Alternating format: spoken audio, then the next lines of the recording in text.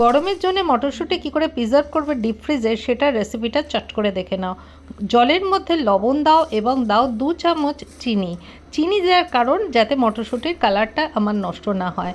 এবার ফ্রিজের মধ্যে ঠান্ডা জলের বোতল রেখে দিয়েছি, না থাকলে বরফ জল নিও।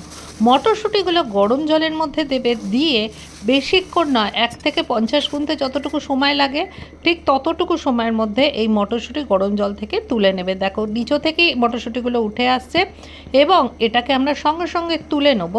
এবং দেখো এই রকমভাবে একটু টিপে দেখব যেন একদম গলে না যায়, একটু সফট জাস্ট হবে। তুলে নিয়ে সঙ্গে সঙ্গে জলটা ঝরাতে দেবো। পরপর 3টে বাসন রাখবো, একটাতে ফোটাবো, একটা পাশের বাসনে সেটাকে আমরা জল ছাড়াতে দেবো, আর তার একটা পাশের বাসনে আমি ঠান্ডা জল, যদি ঠান্ডা জল না থাকে বরফ দেওয়া জল অবশ্যই লাগবে। জলটা এখানে ঝরে গেলে এই বরফ দেওয়া জল এটা দিয়ে রাখবো কতক্ষণ, যতক্ষণ না পুরো মটরশুঁটিগুলো ঠান্ডা হয়। তারপরে এই প্রসেসটা খুব দরকার, একটা পরিষ্কার কাপড়ের উপর এটাকে টেবিলের জাস্ট পাখার তলায় একদম ছড়িয়ে দেবো এবং শুকনো হয়ে গেলে, জল যখন থাকবে না একদম শুকনো হবে, তখন আমরা এই দেখো জল থাকবে না শুকনো হবে, তখন আমরা এটাকে আমাদের জিপলক যে প্যাকেট আছে তার মধ্যে ঢুকিয়ে দিয়ে আমরা ডিপ ফ্রিজ করে রাখবো। আর গরমকালের জন্যে আমরা এটা ব্যবহার করব। তো আর গরমের জন্য আলাদা করে দোকান থেকে কিনতে হবে না মটরশুঁটি, ডিপ ফ্রিজে রাখবে কিন্তু অবশ্যই।